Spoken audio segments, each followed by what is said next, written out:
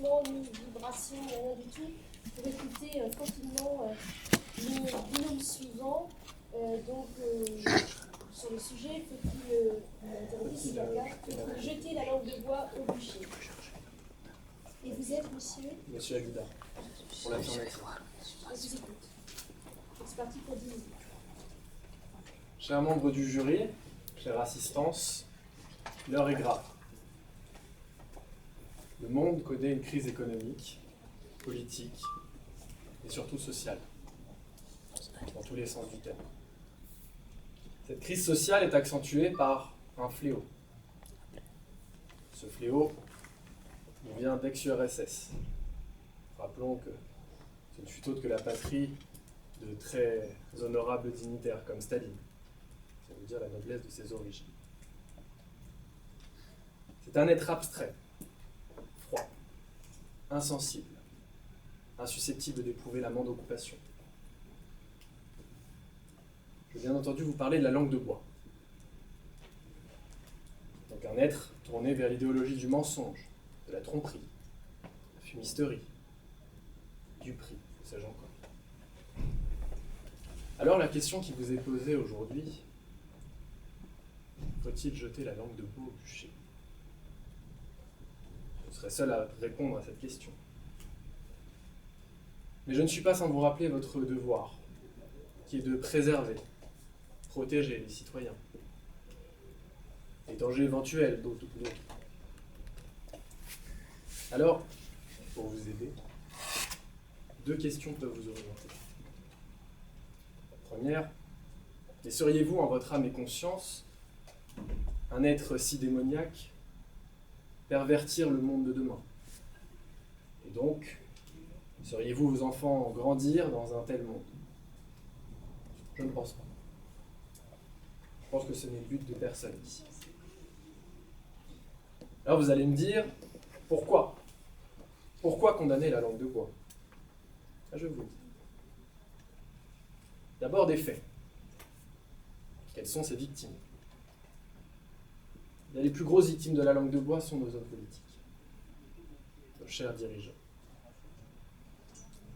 Malheureusement, elle a gangréné les plus hautes sphères de l'État. C'est bien qu'aujourd'hui, plus aucune campagne présidentielle ne peut se faire sans un usage abusif et assidu de la langue de bois. Prenons l'exemple de la dernière campagne. Nous avons 2 candidats, un président-candidat et un candidat. Alors, face à la crise, certains se cachent pour cacher leurs décisions qu'on peut qualifier de mauvaises décisions, vont pratiquer la langue de bois. C'est-à-dire que ce n'est pas leur faute. L'État de la France n'est comme ceci, pas à cause de leurs décisions douteuses. D'autres, quant à eux, vont adopter un autre moyen, la négation. La crise est derrière nous, diront-ils un jour, quand ils affirmeront plus tard être à la tête d'un État en faillite. Alors la langue de bois a possédé toute la classe politique. Si bien que certains s'en sont même fait une spécialité. Jacques Chirac disait « La spécialité, c'est la langue de bois ». Regardez comment il a fini. Majeur incapable. Bon. Fort heureusement, d'autres ont décidé de lutter contre la langue de bois. Rappelons que Valéry Giscard d'Estaing, peut-être seul en son temps, disait qu'on ne guérit pas les plaies en les léchant avec une langue de bois. Autrement dit, on ne peut régler les problèmes de la société en essayant de les résoudre en faisant une pratique de la langue de bois. Et personnifions un peu les choses. Embrasseriez-vous quelqu'un avec une langue de bois? Alliez-vous tourner votre langue autour d'une langue froide, inerte, épineuse? Prendriez-vous le risque de vous planter une écharpe qui ferait naître une plaie, qui pourrait s'infecter, qui pourrait conduire à une amputation? La langue de bois priverait les individus de la parole. Ce serait des conséquences tragiques. Mais j'en viens maintenant au cœur même du problème, la vérité. Faisons un comparatif entre le système français d'une part et le système américain. Le système américain, un adage gouverne. Justice before the truth. La justice avant la vérité. Ce qui signifie concrètement que le procureur de la République va instruire à charge d'une affaire, indépendamment de l'avocat de la défense, qui lui va instruire uniquement à décharge. Le procureur de la République, il mettra, pourquoi pas, la main sur des éléments à décharge qui pourraient corroborer les dires de la défense, va pratiquer la langue de bois lors des audiences préliminaires, lors du procès.